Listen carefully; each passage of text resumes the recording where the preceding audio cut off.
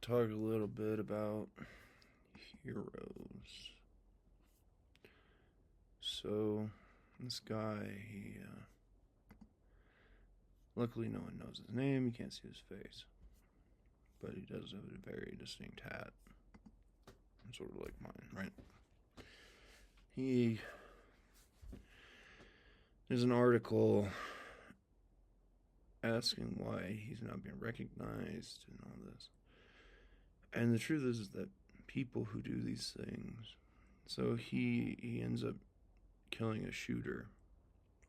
I found it very unique that his carry gun is suppressed. It's a suppressed pistol. I can't tell from the photo what it is. It kind of looks like a Beretta or some sort of HK. But he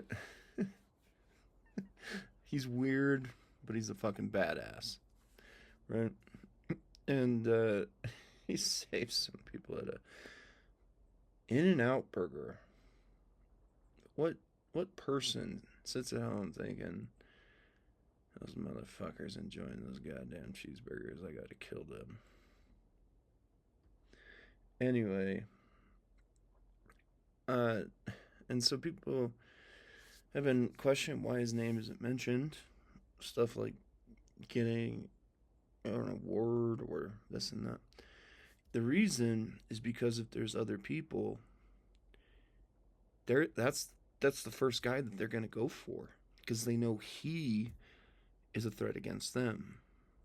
And all you do is escalate the situation by giving recognition.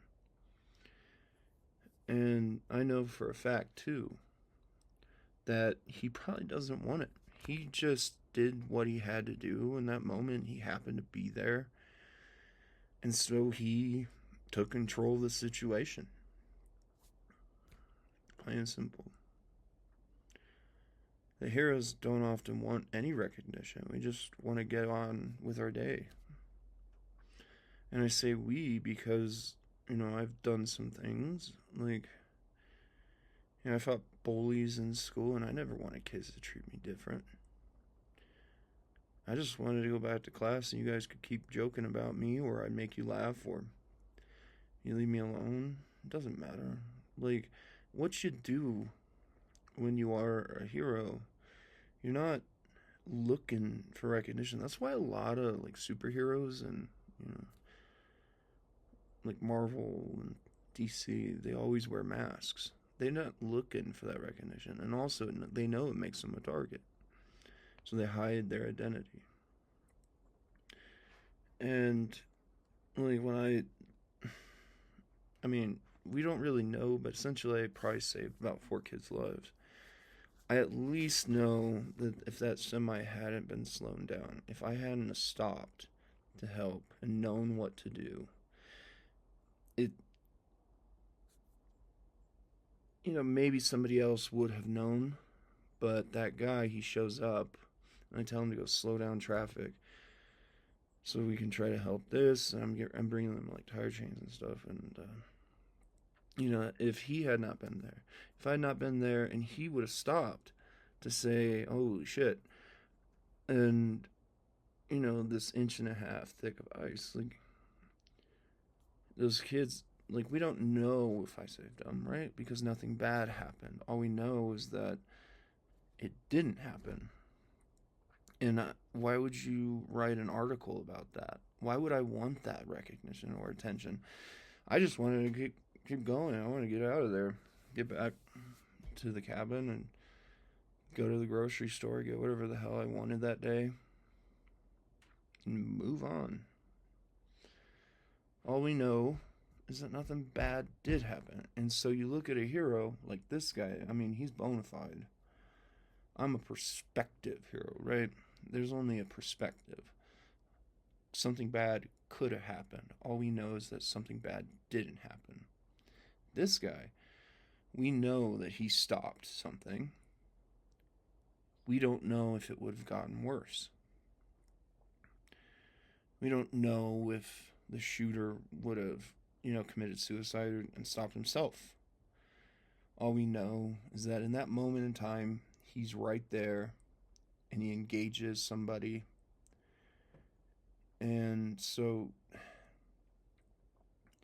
you just you you know, let alone if whether or not like he's not doing it because he's like, this is finally my chance. I've been carrying my gun all this time. That's the last thing he wants to do with his gun. The real guys, they don't want to use them. It's just that they're there in case you absolutely need them. Because you're the person that isn't going to run away. And so he doesn't want that recognition. He doesn't want the trauma. You know, he doesn't want to constantly be reminded. He doesn't want a newspaper article that he puts in a framed photo on his wall. He doesn't want some medal that is going to constantly remind him that he had to do something. But he's always going to make that choice to do what he did. Because everybody else is going to run away, and he's not going to be the guy that does that. And, you know, fight or flight, like, flight is so common in society today. But when the time comes and you own these guns to defend yourselves or your neighbors or your family and whatnot, this country, are you going to say, why the fuck do I have this? Because I'm running that way. Why are you carrying it with you? Why are you taking it with you in general if you're always going to run? And the whole thing is that you stand your ground, and what you're afraid of is what you are going to stop. And I think that's where heroes form. Is that you never really know. But a good hero, you will just know that something bad didn't happen. And they just walk away and continue on with their day. As if nothing ever happened. Because, one, it protects them. And two, it was just something that, you know, they could not live without themselves having been there in that moment. Your consciousness, your conscience, it's not going to let you live with yourself if you can't, you know, do something or attempt to do something. And a lot of people, they don't have that capability. So that's why people like me, people like him, why I've tuned my guns for the last fucking 10 years. Like my revolver, I've tuned it so well, modified it so many times, you know, just in case. Is because in the moments when there were opportunities to be a coward or just say, hey, I'm not the person that can help here. Sometimes that's it. It's not just even cowardice. It's just that you don't know how to help. That there are people that study everything, that know in a scenario what to fucking do, because they understand the difference between authority and the only reason why we have cops is because people don't want, or some of them can't, or they don't know how to handle a situation, and let alone do they want the trauma. And then there are other people that can handle it. And so, you know, that's why we have officers, is that they're there to fill in that gap between a situation. And they're trained, and civilians can train too. But the response time, you know, that guy's there at the opportune moment. And he just happens to be at the right place at the right time to say no to whatever the hell is happening. And officers, you know, their response time, like, you can't rely on that. That's why I went out and tracked that bear. Because the response time for an officer up here would be about 20 to 25 minutes. Let alone would they even know what they're doing, because they don't know how to assess the situation until you get off the phone. Then they have a vague clue, then they get in contact with you if you're still alive. And then, whatever has happened is usually it's long gone, right? The probability of the crime still being, or the danger or whatever, the conflict of presence and moment, that they still have to take control of the situation. So you're already running to about 30 fucking minutes then.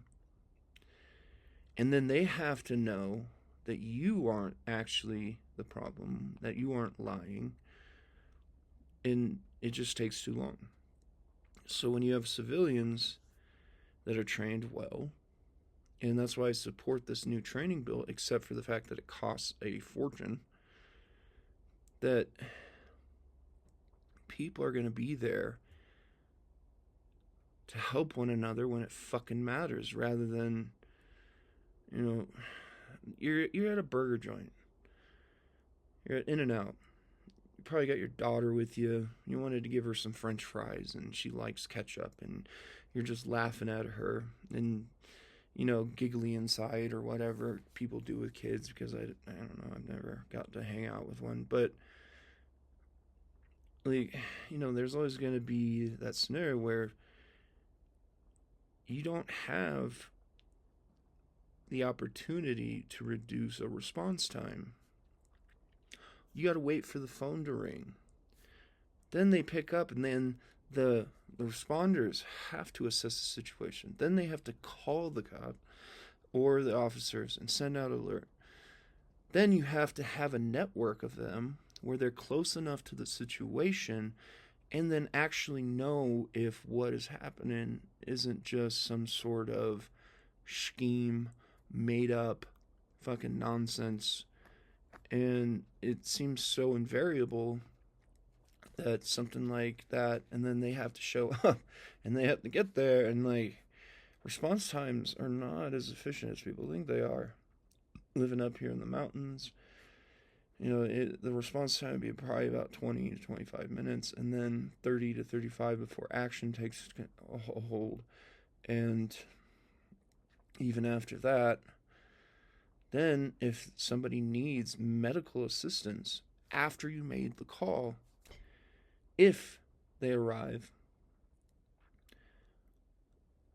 the ambulance is going to take another 20 minutes, 25, 30, at least at this location. And that's my personal experience, but we have really great responders here, but still, they have to assess. And what if a fire happens over there and a fire happens over here, and it's just a fucking coincidence? And you're over there and you just happen to know how to use a fire axe, right? Like this axe here, this is a breaching tool, but I use it as a training tool. But yeah, it's an 8-pound axe designed for breach and entry. If there's a fire here, I can get there far quicker than a fireman. And we in school in Nebraska were trained in how to do these different things. How to assess a fire. They teach us as kids. They have a whole training program for everybody. And I know how to breach and enter. I'm here, I can assess, set up perimeter, wait for the people to come. And it's the same thing that happened with those kids in that car and that icy road, that we set up perimeter, we stopped traffic, I regulated it, we did the job perfectly. Nothing bad happened. Nothing worse happened other than a girl that didn't know how to back up. I told her to back up to a patch of snow. She was just fine, but she turned her car wheel the wrong way and used too much throttle and slid right down the fucking hill. And then all the people, they started getting out of their cars to try and help her. And I think they fucking realized why we were locking it down, because it really was that dangerous. And, like, you never know who you saved. All you know is that something bad, something else, that was bad that didn't happen. And same thing with that guy, as I hate repeating myself, that you never know if more would have happened or less. But all you know is that it ended at that point.